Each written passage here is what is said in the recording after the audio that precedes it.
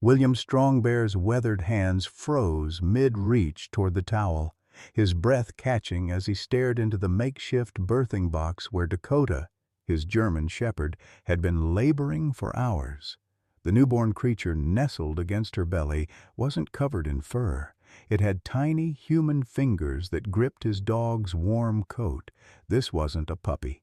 Doctor Mary Whitehorse stumbled backward, her medical bag crashing to the barn floor, instruments scattering across the hay-covered planks.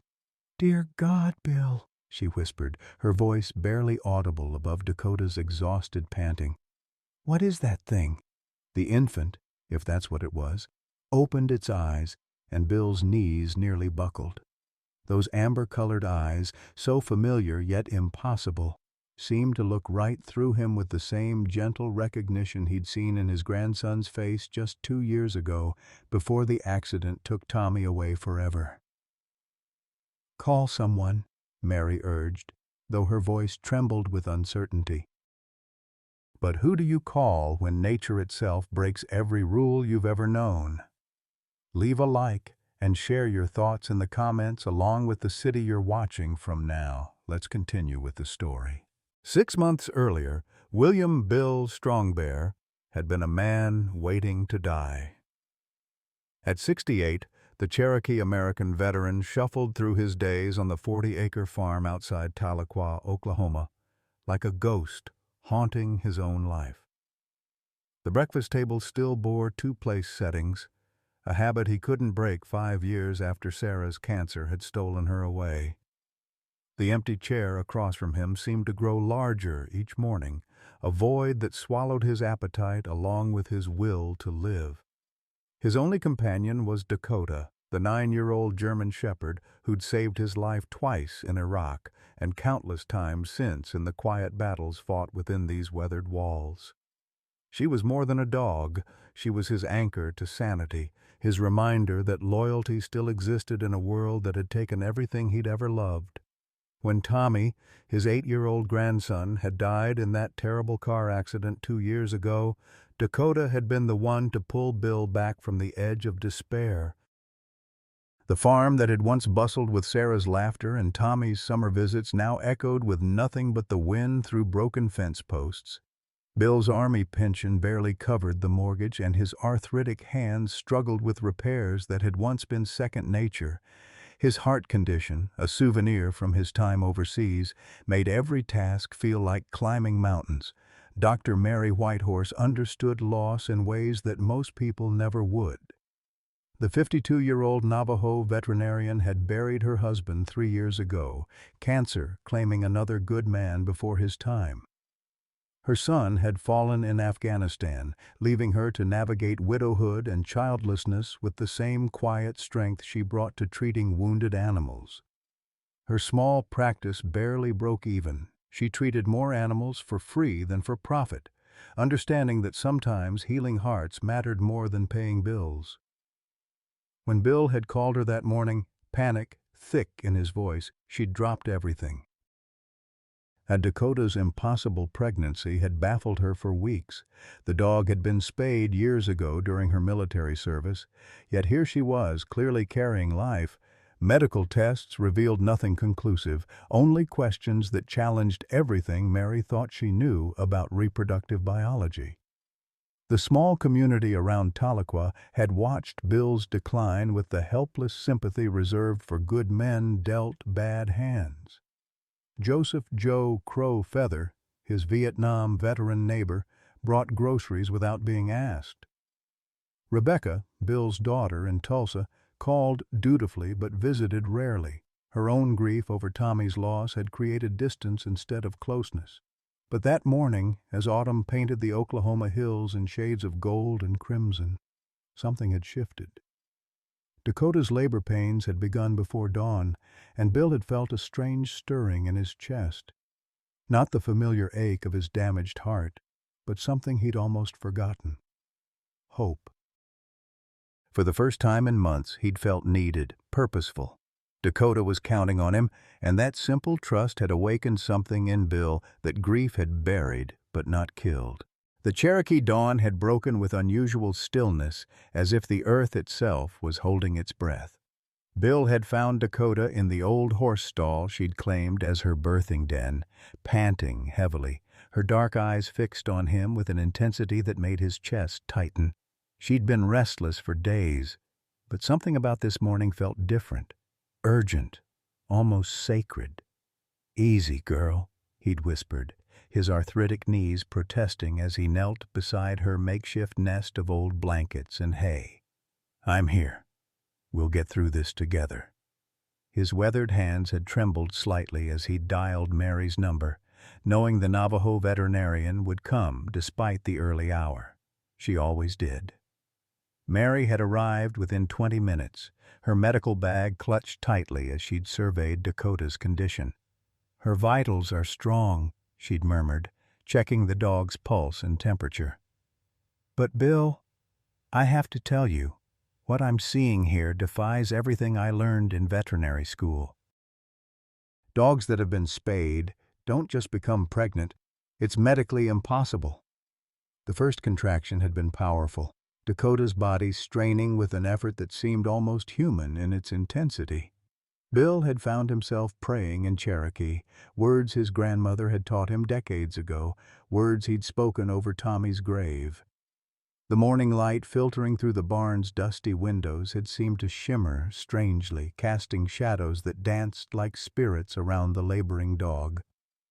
When the first birth sack had appeared, Bill had reached for clean towels, his military training kicking in despite his racing heart. But as he'd carefully cleared the membrane away from the tiny form, his hands had stilled in shock. The creature was warm, breathing steadily, but where he'd expected to see the sleek coat of a newborn puppy, he saw smooth, pale skin. Tiny fingers, unmistakably human fingers, had curled around Dakota's fur. "Mary," he'd called, his voice barely above a whisper. "Mary, you need to see this." The veterinarian had moved closer, her professional composure faltering as she'd taken in the impossible sight. The infant, for that's what it was, had the proportions of a premature human baby, roughly the size of a newborn puppy, but with distinctly human features.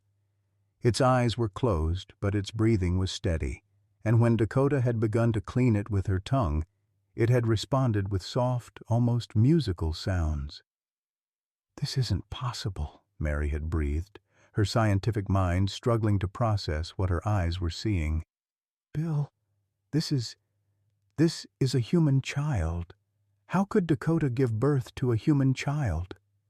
Bill had reached out with trembling fingers to touch the infant's tiny hand, and the moment their skin had made contact, the child's eyes had opened. Amber-colored, exactly like Tommy's had been, that warm golden brown that Sarah used to say looked like autumn leaves in sunlight. But more than the color, it was the expression in those eyes that had made Bill's heart nearly stop. Recognition. Love. The same look Tommy used to give him when he'd returned from one of his grandfather's storytelling sessions. "Those eyes," Bill had whispered, his voice cracking. "Dear God, Mary, those are Tommy's eyes." Dakota had nuzzled the infant protectively, her maternal instincts fully engaged despite the impossibility of the situation. She'd settled the child against her warmth, and it had immediately begun to nurse, its tiny hands kneading against her fur in a gesture that was purely instinctual, yet somehow familiar. Mary had pulled out her phone, then hesitated. "Bill, I need to document this. I need to call."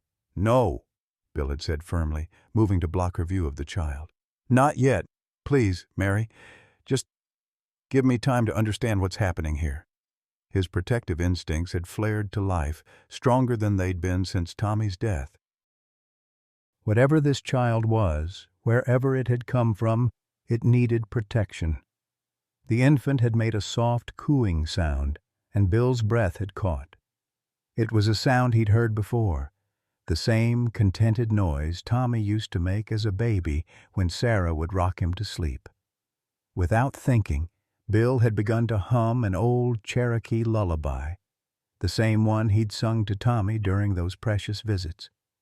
The child had turned toward the sound of his voice, those amber eyes focusing with an intelligence that seemed far beyond its apparent age, and then, impossibly, it had smiled, a genuine, knowing smile that had sent chills down Bill's spine.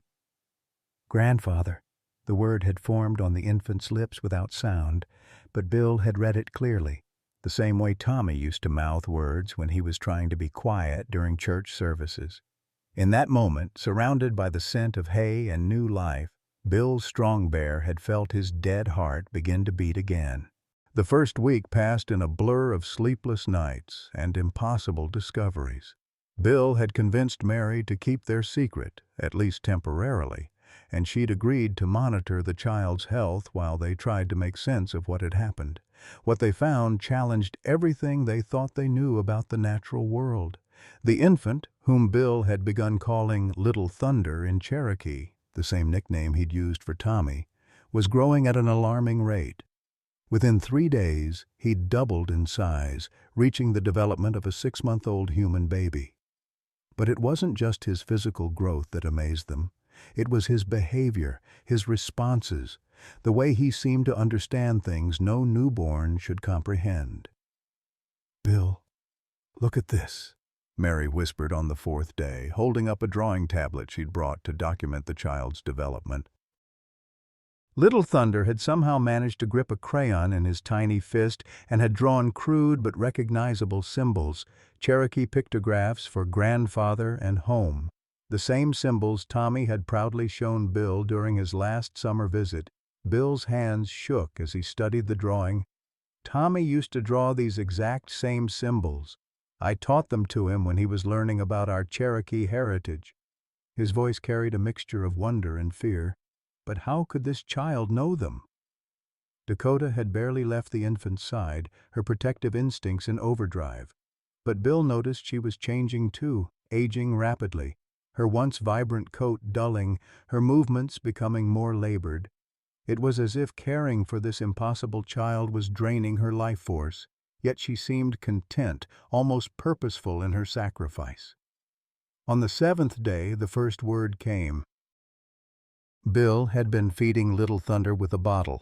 The child couldn't survive on Dakota's milk alone, when the infant looked directly at him and spoke clearly.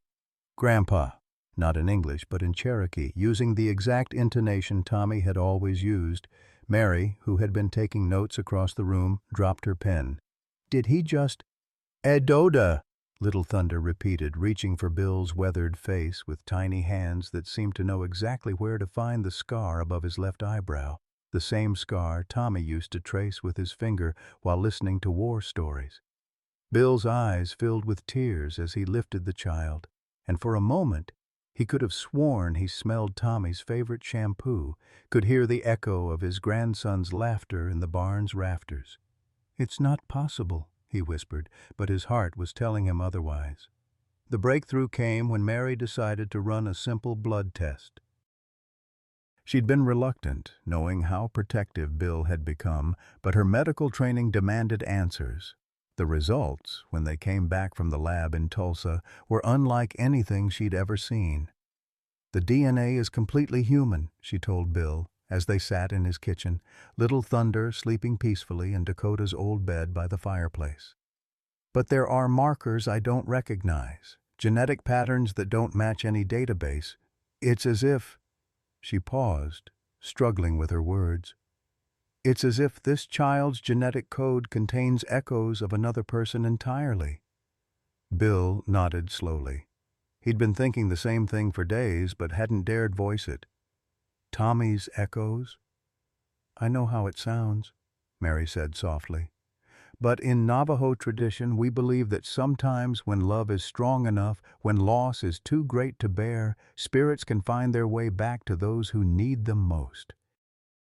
My grandmother used to tell stories of children born with the memories of those who had passed." That evening, as Bill sat rocking Little Thunder by the fireplace, the child began to babble softly. But these weren't the random sounds of a normal infant. They were fragments of conversations, pieces of memories that made Bill's blood run cold. The blue truck. Scary noise. Grandpa, help me. The words were whispered in a voice too young to form such complex thoughts, yet the fear in them was real, immediate. It was exactly how Tommy had described the moments before the accident, the blue pickup truck that had run the red light, the terrible sound of screeching brakes that had come too late. Bill held the child closer, his own tears falling freely now. "I couldn't help you then, little one," he whispered in Cherokee. "But I'm here now. I won't let anything happen to you again." Dakota lifted her graying head from her paws, fixing Bill with eyes that seemed to hold all the wisdom of the ages. In that look, he saw understanding, acceptance, and something else. A mother's love that transcended species, transcended the impossible circumstances of this child's birth. Over the following days, Little Thunder's personality began to emerge more clearly. He laughed at the same silly faces that had always made Tommy giggle. He cried when thunder rolled across the Oklahoma sky, just as Tommy had during summer storms. He reached for the same carved wooden horse on Bill's mantel, the toy Tommy had treasured during his visits. But there were new elements, too, things that belonged to this child alone.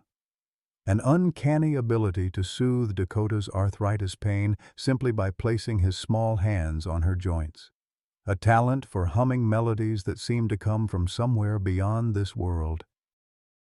And most remarkably, an apparent understanding of both English and Cherokee that far exceeded his physical age. Mary continued her visits, documenting everything while struggling with her own beliefs. "In all my years of medical practice," she confided to Bill, "I've learned that there are mysteries in this world that science can't explain. Maybe we're not supposed to explain this. Maybe we're just supposed to accept it as the gift it is."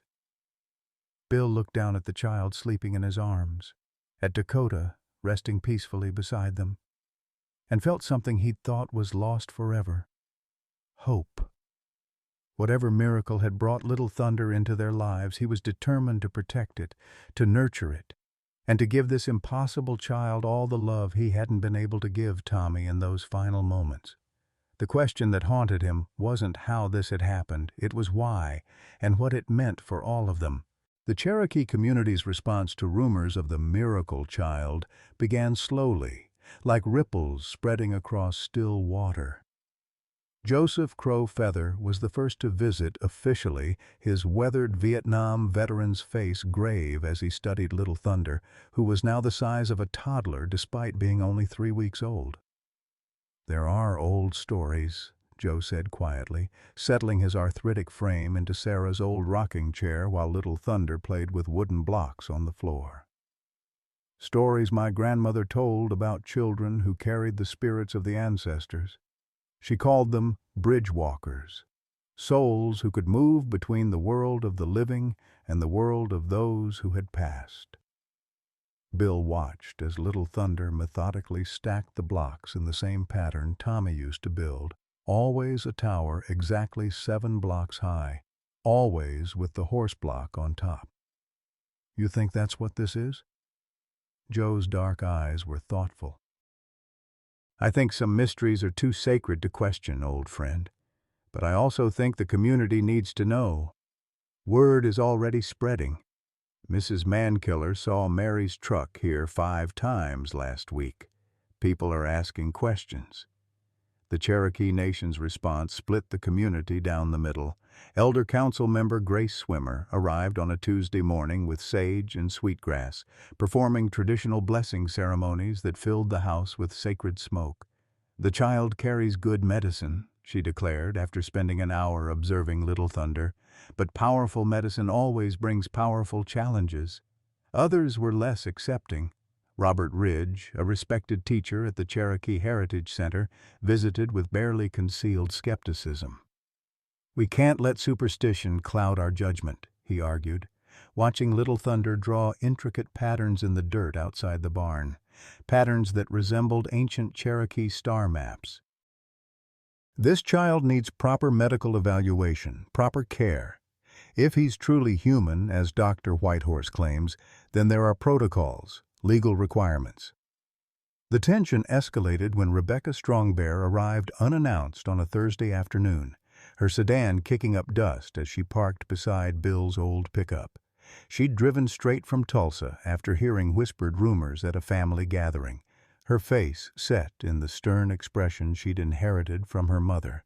"Dad, we need to talk," she said, barely glancing at Little Thunder, who was sitting in Dakota's lap on the porch. At 2 years old, developmentally, the child had begun speaking in full sentences, mixing English and Cherokee in a way that made Bill's heart ache with memory. Inside the kitchen, Rebecca paced like a caged animal. "The whole family is talking about this, Dad. Cousin Martha says you've got some kind of foundling living here. That you're claiming it's connected to Tommy somehow." Her voice cracked on her son's name. "Dad, Tommy is dead. We buried him. We grieved him. This fantasy you're living, it's not healthy." "He knows things," Bill said simply, watching through the window as Little Thunder pointed to the sky and said something that made Dakota's tail wag. "Things only Tommy knew. Private things. Family things." "Children are perceptive," Rebecca countered, though her voice lacked conviction. "They pick up on cues, repeat things they've overheard. Dad, you're a smart man, but you're also a grieving grandfather who's been living alone for too long. This child, wherever he came from, is feeding into your grief, maybe even unconsciously manipulating." "Grandpa said before," came a small voice from the doorway. Little Thunder stood there, his amber eyes, so like Tommy's, fixed on Rebecca with an expression of profound sadness. "Mama, Rebecca cry at night. Same sad." Rebecca's face went white. She'd never met this child before, had no idea how he could possibly know about the sleepless nights she'd spent crying since Tommy's death. "How could he?" Little Thunder walked to her slowly, his small hand reaching for hers. "Tommy, sorry. Didn't mean to leave. Love Mama Rebecca always." The child's pronunciation was perfect, his tone carrying an adult understanding of grief that should have been impossible at his apparent age. Rebecca jerked her hand away as if burned. "This is sick, Dad. Whatever game you're playing—" "Show her," Little Thunder said, walking to a drawer in the kitchen and pulling out a small jewelry box. Inside was a plastic ring from a gumball machine, a cheap trinket that Tommy had given Rebecca for Mother's Day 2 years ago, declaring it was the most beautiful ring in the world. She'd kept it hidden, too painful to look at, too precious to throw away. "How did you know where that was?" she whispered. Little Thunder's smile was gentle, knowing. Tommy's secret hiding place, for special things for Mama. The child's rapid growth continued to astound everyone who witnessed it. By his 4th week, he was developmentally equivalent to a 3-year-old, walking steadily and speaking with vocabulary that impressed even skeptics. But it was his artistic abilities that truly set him apart. Mary documented everything, filling notebook after notebook with observations that challenged her scientific training. "He draws constantly," she noted during one of her regular visits. "But he's not drawing like a child. Look at this." She held up a sketch Little Thunder had made of Dakota. The technical skill was far beyond what any 3-year-old could achieve, showing depth, perspective, and emotional nuance. But more than that, the drawing seemed to capture something essential about Dakota's spirit, her loyalty, her protective nature, her growing weariness. "It's like he sees into her soul," Mary murmured. Dakota's decline had become more noticeable. The proud German shepherd who had once bounded across the farm now moved slowly, her breathing labored. Yet she never left Little Thunder's side, watching over him with the devotion she'd once shown Bill during his darkest days after Sarah's death. She's giving her life for him, Bill told Mary one evening as they watched Dakota struggle to keep up with Little Thunder's energetic play. I can see it happening. Every day he grows stronger. She grows weaker. The outside world began to intrude more aggressively as rumors spread. A reporter from the Tulsa World called asking about unusual births in the area. Social workers from the Department of Human Services made inquiries about an unregistered child living at the Strong Bear farm. Most disturbingly, unmarked government vehicles were spotted on rural roads near Bill's property. Agent Sarah Running Bear arrived on a crisp October morning, her FBI credentials displayed prominently as she parked beside the barn. A tall woman with Cherokee features and intelligent eyes, she approached the house with the measured stride of someone accustomed to difficult conversations. "Mr. Strongbear, I'm Agent Running Bear," she said, accepting Bill's offer of coffee on the porch. "I'm here about reports of unusual activity in this area. Specifically, reports concerning a child of unknown origin living on your property." Little Thunder, now equivalent to a 4-year-old, watched from behind Dakota's protective bulk. He'd grown increasingly sensitive to visitors, seeming to sense their intentions before they spoke. "The child is my ward," Bill said carefully. "All proper documentation has been filed with tribal authorities." "I'm sure it has," Agent Running Bear replied, but her eyes were fixed on Little Thunder with an intensity that made Bill uncomfortable. "However, federal authorities have certain interests in cases involving unexplained phenomena, medical anomalies, unusual circumstances of birth." "What kind of interests?" Mary asked, joining them from the barn where she'd been examining Dakota. The agent's expression remained neutral. "The kind that ensure national security isn't compromised by unknown variables."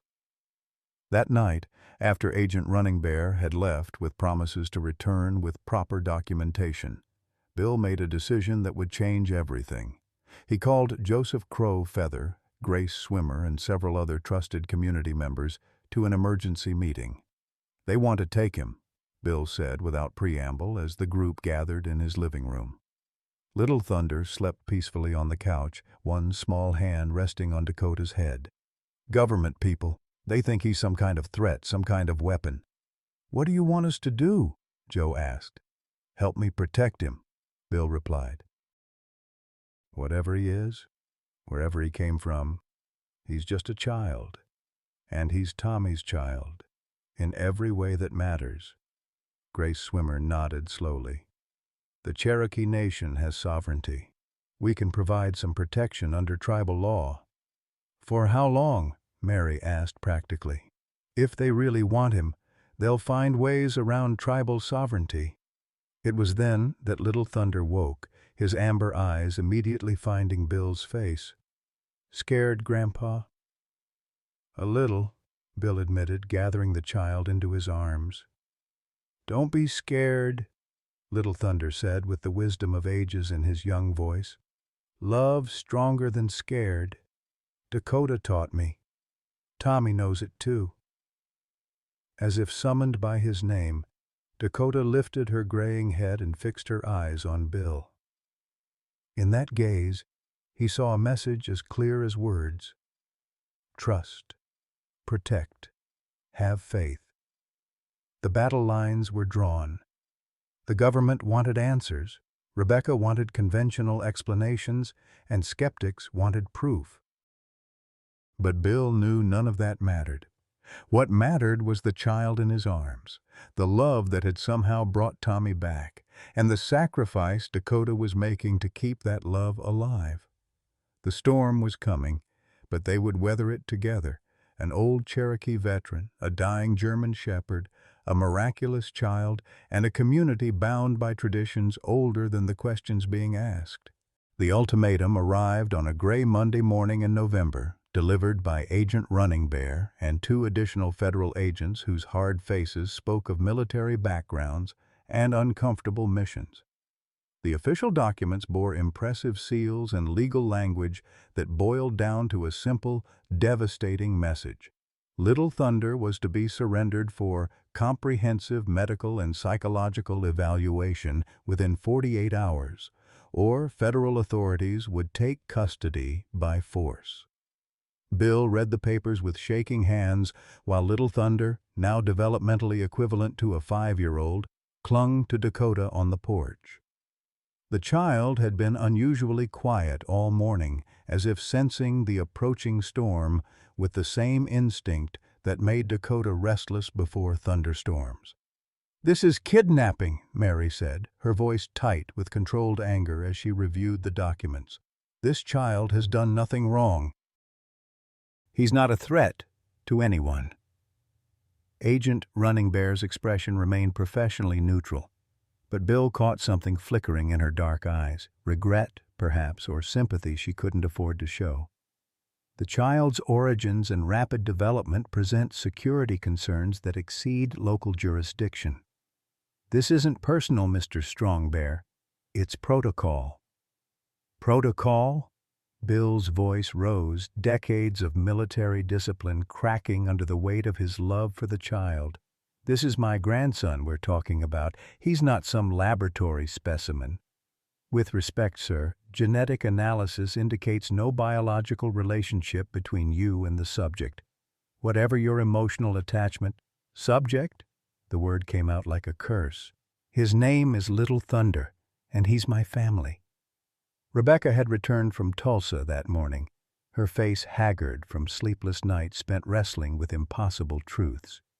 "Dad, maybe they're right," she said quietly, avoiding Little Thunder's eyes. "Maybe he needs specialized care, medical attention we can't provide." "Mama Rebecca's scared too," Little Thunder observed, his young voice carrying wisdom that made the federal agents shift uncomfortably. "But love makes brave. Grandpa taught Tommy. Tommy teaches me." The 48 hours stretched like years. Joseph Crow Feather arrived with a small army of Cherokee veterans, men whose weathered faces spoke of other wars, other impossible odds. They positioned themselves around Bill's property with quiet efficiency, not quite blocking access but making their presence unmistakably clear. "Cherokee Nation supports Bill's custody of the child," Grace Swimmer declared to the assembled media that had somehow materialized overnight. Local news crews mixed with national reporters drawn by social media rumors of the miracle child of Oklahoma. "We don't recognize federal authority over our traditional adoption practices." Inside the house, Bill tried to maintain normalcy for Little Thunder's sake. But the child was too perceptive to be fooled. He spent most of his time curled against Dakota, whose breathing had become increasingly labored. The German shepherd's once proud form seemed to be fading away, as if her life force was literally transferring to the child she protected. "Dakota's sick," Little Thunder whispered to Bill as they sat by the fireplace on the final evening, "giving all her love to me. Same like before." "Before?" Bill asked, though he dreaded the answer. Little Thunder nodded solemnly.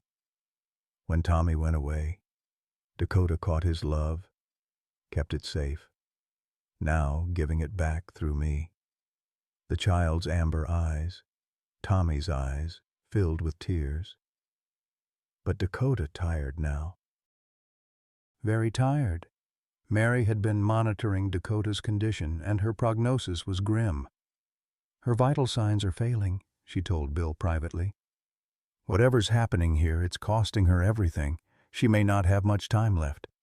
The second night brought unexpected visitors. Cars began arriving after dark. Cherokee families from across northeastern Oklahoma, drawn by word-of-mouth networks that moved faster than official channels. They came with blankets and thermoses of coffee, setting up a quiet vigil around Bill's property. Children played softly in the yard while their parents formed prayer circles, singing traditional songs in voices that carried across the Oklahoma hills. Rebecca found herself caught between worlds, her legal mind warring with her heart. She'd spent hours on the phone with lawyers, trying to find some way to prevent what felt increasingly inevitable. "Dad, I've talked to everyone I can think of," she said, exhaustion evident in her voice. The federal warrant supersedes everything else. Tribal sovereignty has limits when national security is involved. "Then we make our stand here," Bill replied, his military bearing returning as he faced the ultimate test of his love for the child. Some things are worth fighting for, but Little Thunder had other plans. On the morning of the deadline, as federal vehicles assembled at the property line and Cherokee protesters linked arms in peaceful resistance, the child walked to the center of the chaos with Dakota limping beside him. "No fighting," he announced in his clear young voice that somehow carried to every person present. "Love doesn't fight. Love gives." Agent Running Bear approached carefully, her hand resting on her weapon, but her eyes focused on the child with something approaching reverence. "Son, we need you to come with us. We're not going to hurt you." Little Thunder looked up at her with those impossibly knowing eyes. "Agent Sarah," he said, using her first name, though she'd never introduced herself that way. "You lost someone, too. Long time ago. Still hurts." The federal agent's professional composure cracked slightly. "How could you possibly—" "Pain recognizes pain," the child said simply. "Tommy learned that from Grandpa Bill. Sometimes the people who seem strongest are hurting the most." Dakota collapsed then, her legs finally giving out from the effort of standing. Little Thunder knelt beside her, placing his small hands on her graying muzzle. "Thank you," he whispered, "for keeping Tommy safe, for bringing him back to Grandpa, for teaching me what love really means." The German shepherd's tail wagged weakly one final time as she gazed into the child's face with pure adoration. Then her breathing stopped, and the heart that had loved so fiercely, so completely, finally found its rest. The silence that followed was profound, broken only by the sound of grown men weeping. Cherokee veterans who had faced enemy fire without flinching found themselves crying openly for a dog who had sacrificed everything for love. But as they watched, something extraordinary happened. Light seemed to emanate from where Dakota lay, a soft, warm glow that had nothing to do with the overcast November sky. Little Thunder stood slowly, and as he did, his appearance began to change. The ethereal quality that had always marked him as different faded, replaced by the solid reality of a normal 5-year-old child. "She gave me her last gift," Little Thunder said, his voice now purely that of a young boy, rather than carrying the otherworldly wisdom it had possessed. "Now I'm just me, just David." He looked at Bill with eyes that were still amber, still Tommy's, but somehow newly his own. "Can I stay with you, Grandpa? Really stay this time?" Agent Running Bear holstered her weapon and knelt to the child's level. "David," she said gently, "do you understand what's happening?" The boy, for he was clearly just a boy now, nodded. "Dakota made me normal so the scary people wouldn't want to take me away. She used her last love to make me belong here." He looked at the federal agent with the simple honesty of childhood. "Are you still going to take me away from my grandpa?" The agent studied him for a long moment, then slowly shook her head. "Medical evaluation shows a normal human child," she said, speaking more to her radio than to the crowd. "No anomalies detected, no security concerns, case closed." As the federal vehicles departed and the crowd began to disperse, Bill knelt beside Dakota's still form and the boy who had chosen to stay. Rebecca joined them, her face wet with tears as she finally allowed herself to believe in the miracle she'd witnessed. "She saved us all," Bill whispered, his weathered hands stroking Dakota's peaceful face. "She brought you back to us, Tommy, David, and she made sure you could stay." The child nodded solemnly. "She said love never really dies. It just changes shape." The days following Dakota's death settled over the Strong Bear farm like a heavy blanket of grief. Bill had buried her in the small cemetery behind the house, next to Sarah's favorite rose garden, where wildflowers grew in careful disorder and morning glories climbed the weathered fence posts. The grave marker was simple, a piece of Cherokee river stone with Dakota's name carved in both English and Cherokee syllabary, along with the words, "Faithful guardian, loving mother." David, as he now called himself, spent hours sitting by the grave, his small hands tracing the carved letters while tears streamed down his cheeks. The transformation Dakota had given him in her final moments had left him fully human. But the memories remained, both Tommy's memories of life and love, and his own memories of those miraculous weeks when he had been something more than ordinary. "I can't hear her anymore," he confided to Bill on the third day, his 5-year-old voice thick with confusion and loss. "Before, I could always feel her in my mind telling me I was safe, that you loved me. Now there's just quiet." Bill's own grief felt like a physical weight pressing against his chest. Dakota had been his constant companion for 9 years, his anchor through Sarah's death and Tommy's loss, his bridge to this impossible second chance with his grandson. Without her steady presence, the house felt empty in ways that went beyond mere absence. Mary Whitehorse tried to offer comfort, but her own heart was breaking. "In Navajo tradition," she told them as they sat in the kitchen where Dakota's food bowls still waited by the door, "we believe that some spirits give so much of themselves in life that they become part of the very fabric of the places they loved. Dakota isn't gone. She's woven into this farm, into your family, into David's existence." But David shook his head miserably. "She gave up everything to make me normal. She died so I could stay with Grandpa, and now Grandpa is sadder than ever. Maybe I should have gone with the government people. Then she'd still be alive." The guilt in the child's voice broke Bill's heart anew. He knelt beside David's chair, taking the boy's small hands in his weathered ones. "Listen to me, son. Dakota made her choice out of love, not sacrifice. She wanted you to be here, to be safe, to be my grandson in every way that matters. Don't you ever think her death was for nothing?" Rebecca had extended her stay, ostensibly to help with arrangements, but really because she couldn't bear to leave her father alone with his grief. She watched Bill struggle through the simplest daily tasks, making coffee for one instead of sharing it with Dakota, walking to the mailbox without his 4-legged companion trotting beside him, sitting on the porch in the evenings with no warm body pressed against his feet. "He's not taking his heart medication," she confided to Mary during one of the veterinarian's visits. "I've been watching. He's just giving up. It's like losing Dakota broke something in him that David's presence can't fix." The breaking point came on a rain-soaked Thursday morning. Bill had been moving slower each day, his breathing more labored, his color gray. When Mary arrived for her regular check on David, she found the old Cherokee veteran collapsed on the kitchen floor, David crying over him and trying to remember how to call for help. The ambulance ride to Cherokee Nation Health Services felt like a nightmare replay of too many similar rides. Sarah to chemotherapy, Tommy to the morgue, and now Bill fighting for his life while machines monitored his failing heart.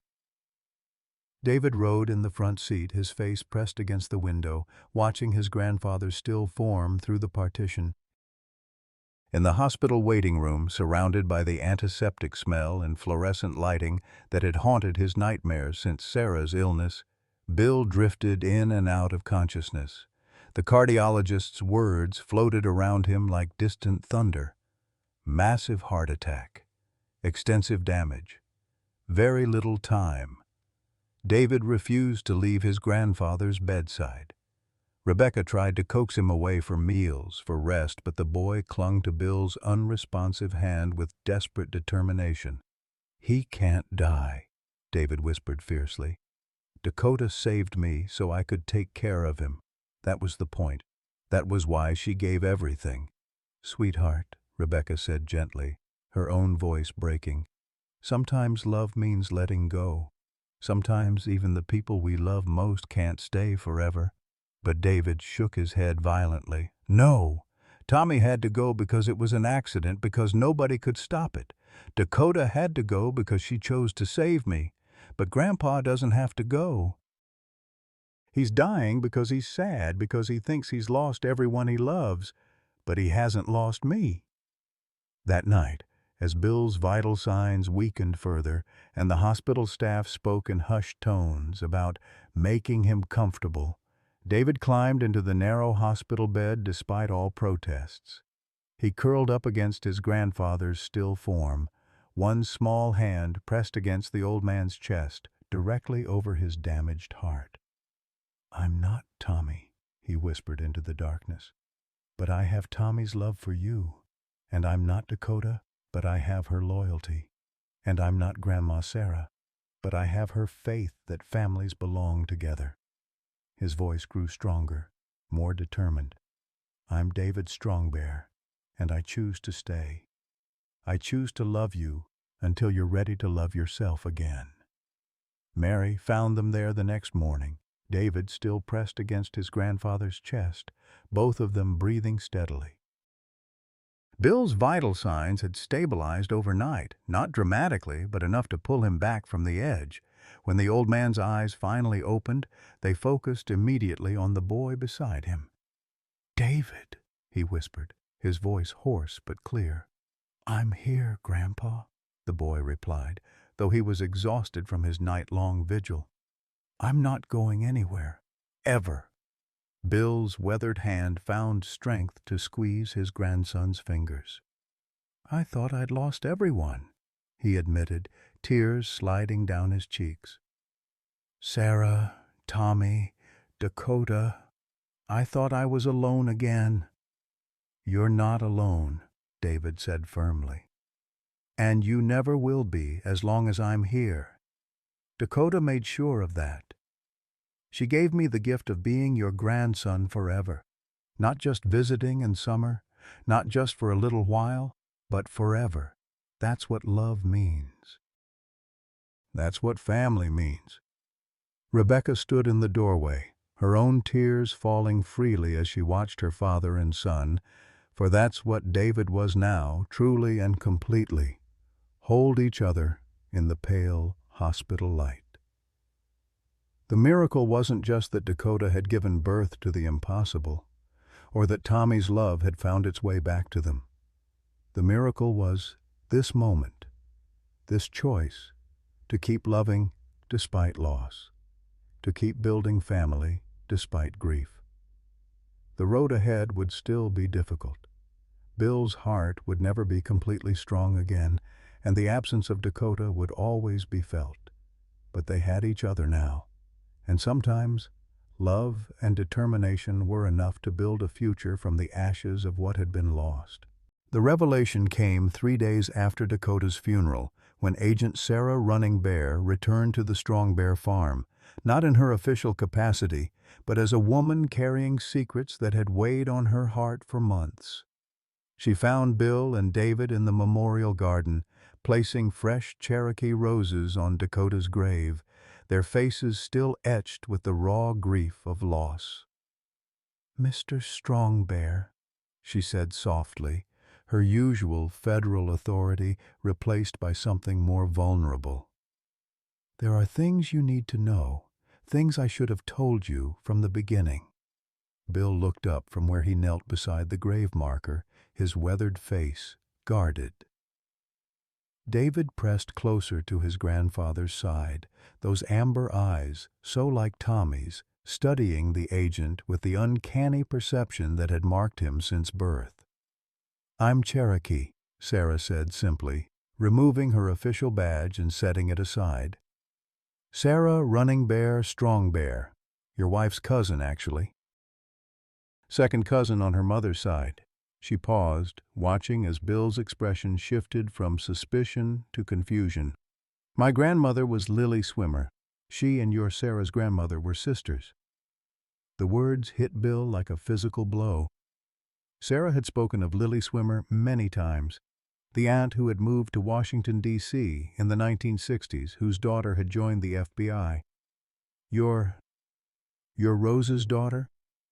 Sarah's cousin Rose? Sarah nodded, tears beginning to flow freely down her composed face. I've been protecting you, not hunting you. There are others in the government, contractors, military scientists, who would do to David what they did to that poor creature in the cave. They want to understand how love can create miracles so they can weaponize it, control it, turn it into something dark. She knelt to David's level, her official mask completely gone now. I lost my son too, she whispered. Timothy. He was 8, just like Tommy. Same car accident, actually.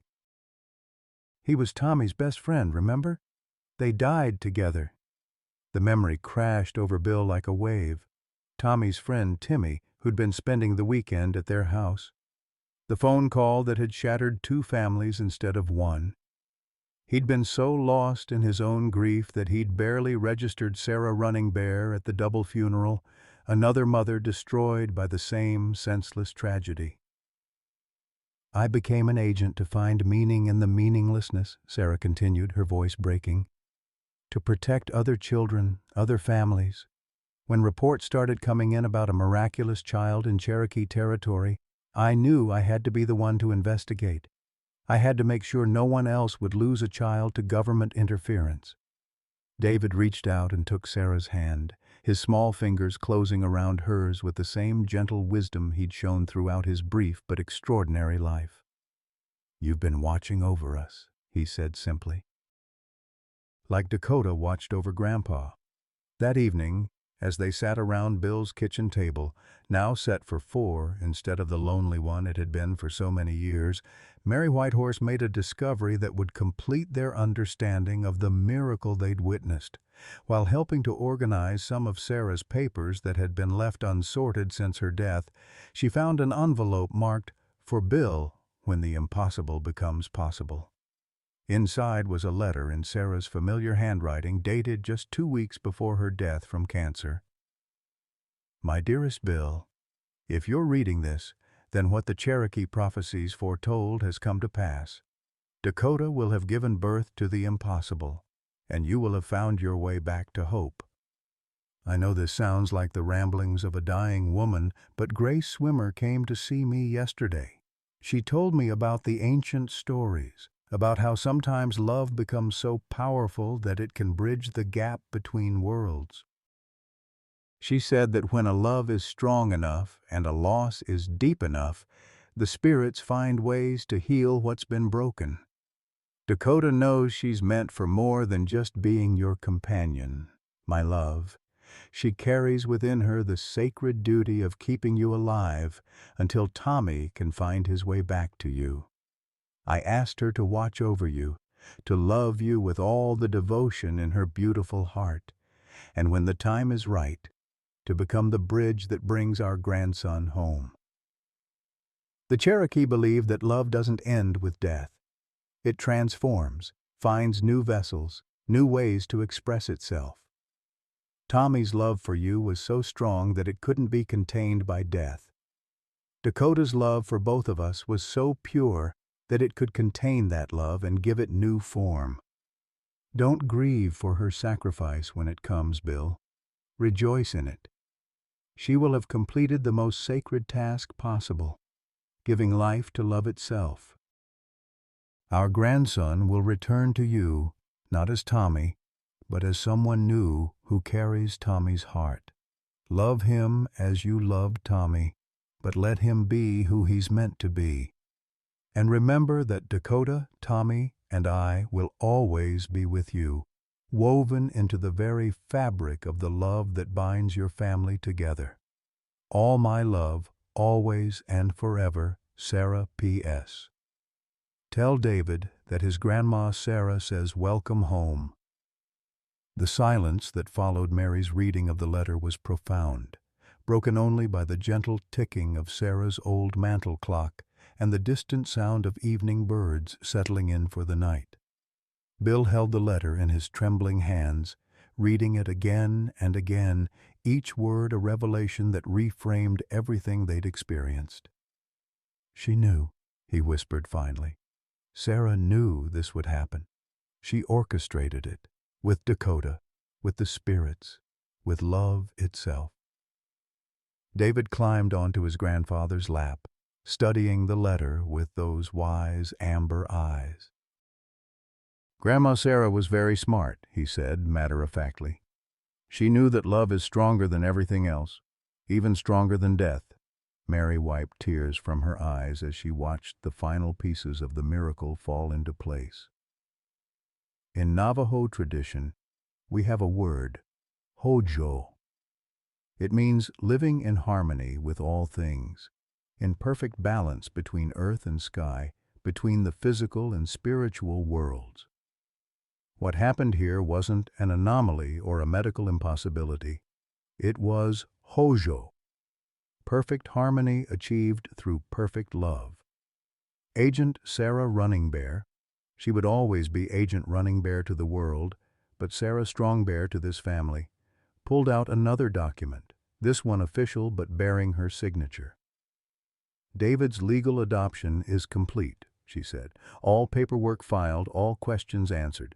He's David Running Bear Strong Bear now, officially and permanently your grandson, Bill. No one can ever take him from you again." Rebecca, who had been quietly processing everything they'd learned, finally spoke.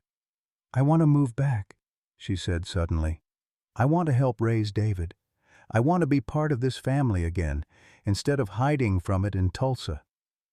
Bill looked at his daughter, seeing in her face the same determination that had marked her as a child, but tempered now with the wisdom that comes from loss and redemption. "Are you sure? It won't be easy starting over here." "Nothing worthwhile ever is," Rebecca replied, unconsciously echoing one of her mother's favorite sayings. "But I've learned something watching all of this unfold. Family isn't just about the people who are physically present. It's about the love that connects us across time, across death, across whatever tries to separate us. Dakota taught us that. Tommy taught us that. Even Sarah, in her final gift to us, taught us that."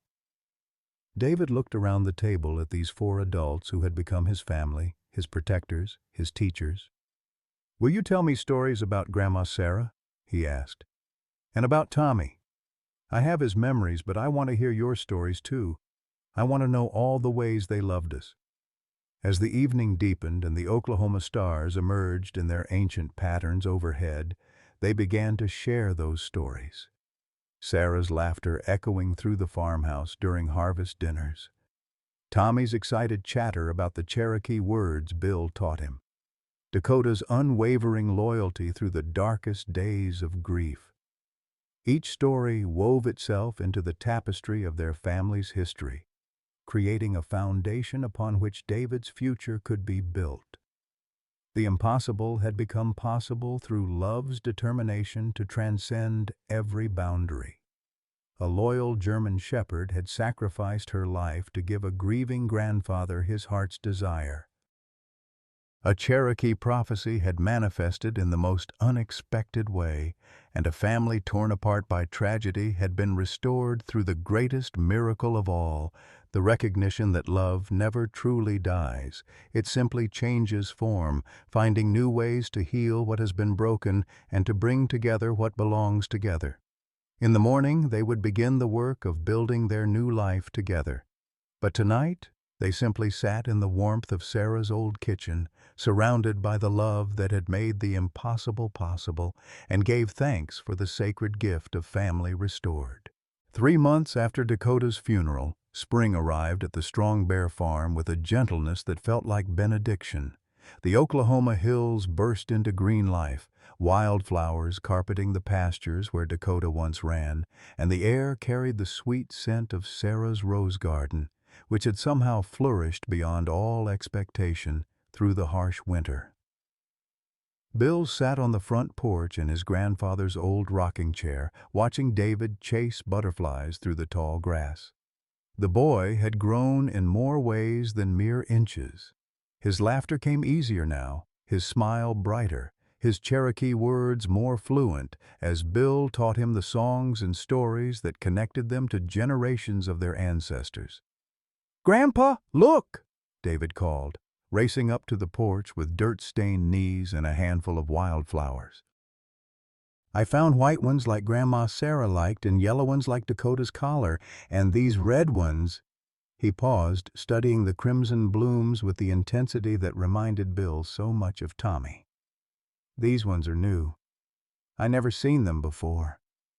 Mary Whitehorse, who had become a regular fixture at Sunday dinners and Wednesday evening story times, examined the flowers with professional interest. "Those are Cherokee roses," she said with wonder. "They're sacred flowers, David.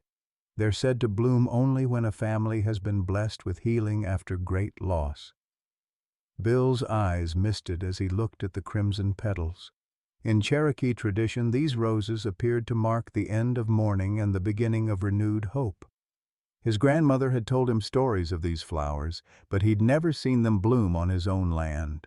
The legal adoption of David had been surprisingly straightforward once Agent Sarah Running Bear had filed her final report. Her documentation classified David as a displaced minor of Cherokee heritage who had been living with relatives following parental abandonment, a creative interpretation of the truth that satisfied federal bureaucracy while protecting the family's privacy.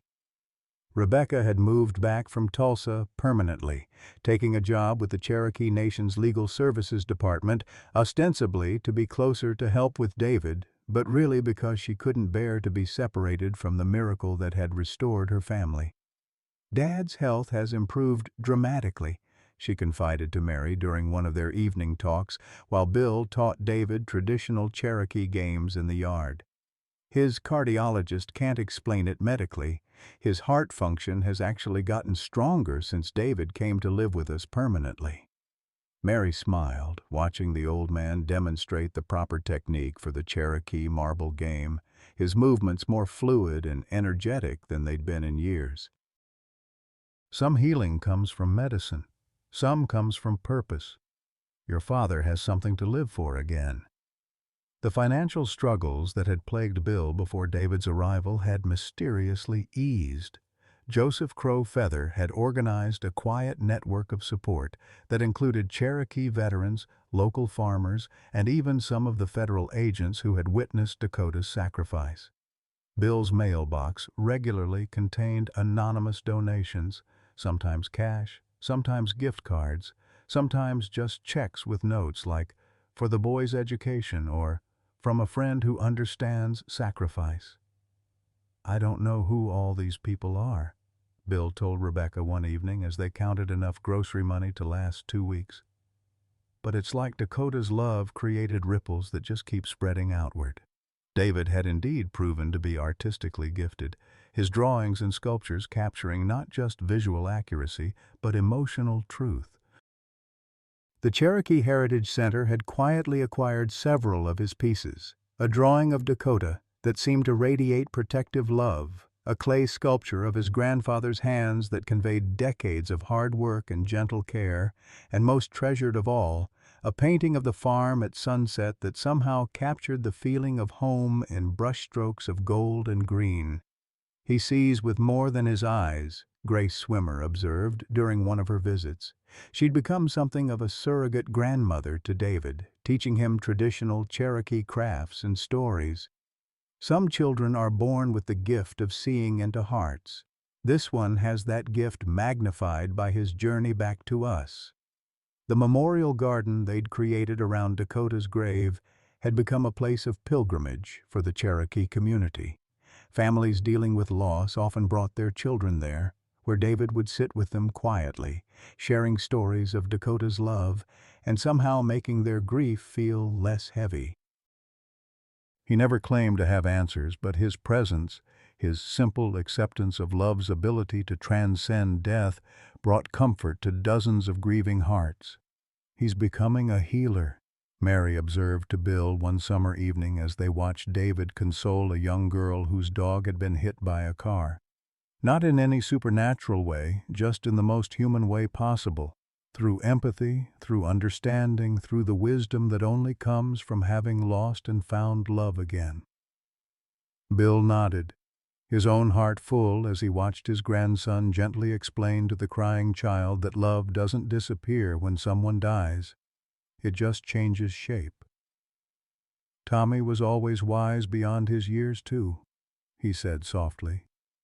But David has earned his wisdom through experience. That makes it different, deeper. The first anniversary of Dakota's death approached with a mixture of sorrow and celebration. The Cherokee community had planned a ceremony to honor her memory and the miracle she had made possible. Families from across northeastern Oklahoma planned to attend, bringing their own stories of love and loss, of healing and hope. Rebecca found her father in the barn the night before the ceremony, sitting in the same stall where Dakota had given birth to the impossible. David was curled up asleep in his lap, exhausted from a day of helping prepare for tomorrow's gathering. "Any regrets, Dad?" she asked quietly, settling beside them in the hay that still smelled faintly of the sacred birth they'd witnessed. Bill considered the question seriously, his weathered hand stroking David's dark hair. "I regret that Sarah never got to meet David. I regret that Tommy had to die for this miracle to happen. I regret that Dakota paid such a price for our happiness." He paused, looking out at the moonlit pasture where a German shepherd had once run with boundless energy. "But regret the miracle itself? Never. David has given my life meaning again. He's taught me that love really is stronger than death, that family can be reborn in ways we never expected." David stirred in his sleep, murmuring softly in Cherokee before settling deeper into his grandfather's arms. In his peaceful expression, Bill could see traces of Tommy's features, but more importantly, he could see David's own unique spirit, a child who had chosen to stay, to love, to heal not just one broken old man, but an entire community that had witnessed the impossible. "Tomorrow, when all those people come to honor Dakota's memory," Rebecca said, "what are you going to tell them? What's the message in all of this?" Bill smiled, his eyes bright with the certainty that had grown in his heart over the past year. "I'm going to tell them what David taught me, what Dakota showed us all. Love doesn't end with death. It transforms. It finds new ways to express itself, new vessels to carry it forward. Dakota's love lives on in David, just like Sarah's love lives on in the roses she planted, just like Tommy's love lives on in the stories we tell and the traditions we pass down." He looked down at the sleeping child in his arms, his grandson, his miracle, his second chance at being the grandfather he'd always wanted to be.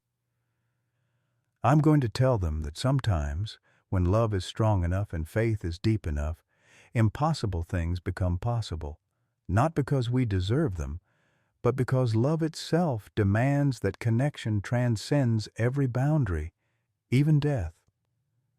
Outside, a night breeze rustled through the Cherokee roses that had bloomed around Dakota's grave, their crimson petals glowing like small flames in the moonlight.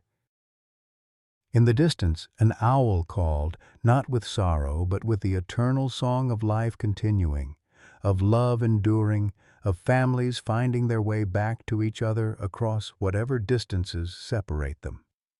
The miracle on the Strong Bear farm was complete, but its effects would ripple outward for generations, touching hearts and healing families throughout Cherokee country and beyond, carried forward by a boy who had chosen love over loss, hope over despair, and home over the vast unknown from which he had come. After losing his wife, Sarah, and grandson, Tommy, 68-year-old Cherokee veteran Bill Strongbear was barely surviving on his Oklahoma farm with only his loyal German shepherd, Dakota, for company. His heart was failing, his hope was gone, and he was just waiting to die. But sometimes love finds a way to heal the deepest wounds in the most unexpected ways. When Dakota gave birth to something impossible, a human child with Tommy's amber eyes and memories, Bill discovered that family isn't just about blood, it's about the bonds that love creates across time and loss. Through sacrifice, faith, and the unbreakable connection between a man and his dog, Bill learned that second chances do exist, that love never really dies, and that sometimes our greatest blessings come disguised as miracles we never thought to ask for. Dakota's ultimate sacrifice to keep the family together reminds us that true loyalty knows no bounds, and that the love we give always finds a way back to us. For every senior who has loved and lost, who has felt forgotten or alone, Bill's story proves that it's never too late for happiness to find its way home again. Share your thoughts. Have you ever experienced a moment when a beloved pet seemed to understand your grief better than any human? What's the most meaningful sacrifice someone has made out of love for your family?